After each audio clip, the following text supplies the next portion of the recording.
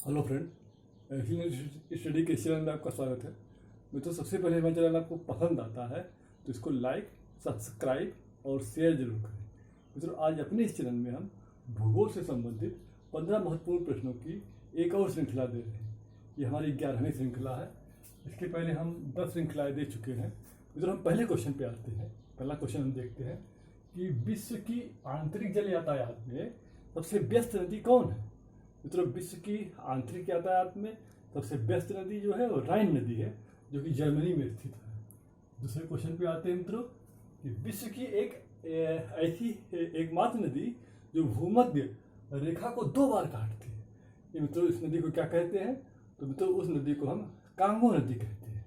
ये दूसरा क्वेश्चन हो गया मित्रों।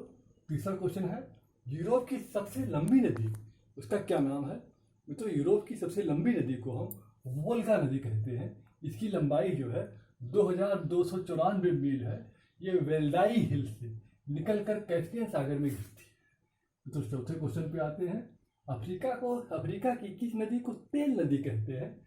अफ्रीका की किस नदी को हम तेल नदी कहते हैं? तो मित्रों, नाइजर नदी को कहते हैं। ये आपका चौथा क्वेश्चन हो गया। पांचवा क्वेश्चन है मित्रों कि पृथ्वी के जल भाग का क्षेत्रफल कितना है?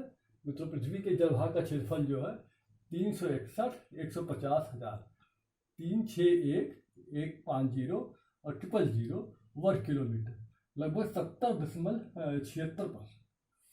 और मित्रों, छठे क्वेश्चन पे आते हैं। धरातल के सबसे नीचे स्थान को हम क्या कहते हैं? मित्रों, धरातल का सबसे नीचा स्थान जो है वो मृत सागर, डेड सी होता है। ये 396 मीटर है।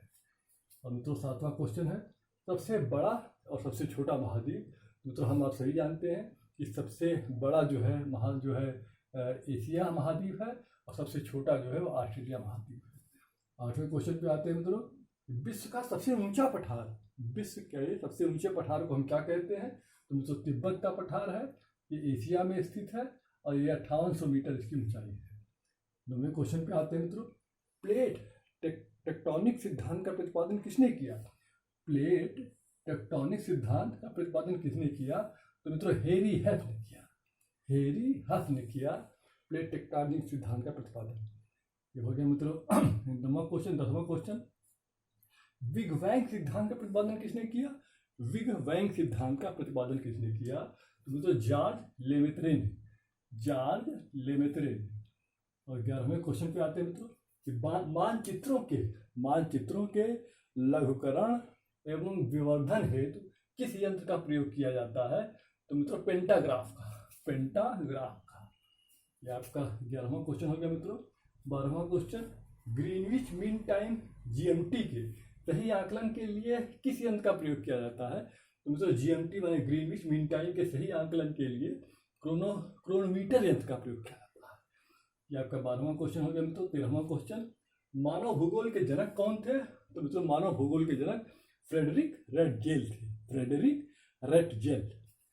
ये आपका 13वां क्वेश्चन हो गया मित्रों। 14वें क्वेश्चन पे आते हैं।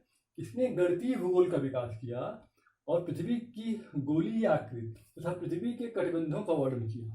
प्रश्न एक बार और से देख लें कि किसने गणितीय भूगोल का विकास किया और पृथ्वी की गोलीय आकृति तथा पृथ्वी के कटिबंधों का वर्णन किया? तो मित्रों, हेरोडोटस ने, महान भूगोलज्ञ हेरोडोटस ने। 15वें और आखिरी क्वेश्चन पे आते हैं मित्रों। किसने सर्वप्रथम पृथ्वी के वर्णन के लिए ज्योग्राफी शब्द प्रस्तावित करते हुए ज्योग्राफिया नामक ग्रंथ लिखा?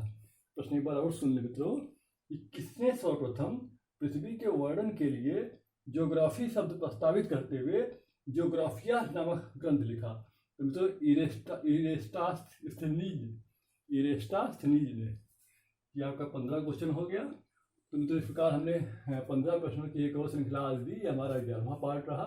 हम 12वां पार्ट मित्रों जल्द से जल्द देते हैं। एक बार और गुजारिश कि हमारे चैनल आपको पसंद आता है तो इसको लाइक, सब्सक्राइब और शेयर जरूर करें। धन्यवाद।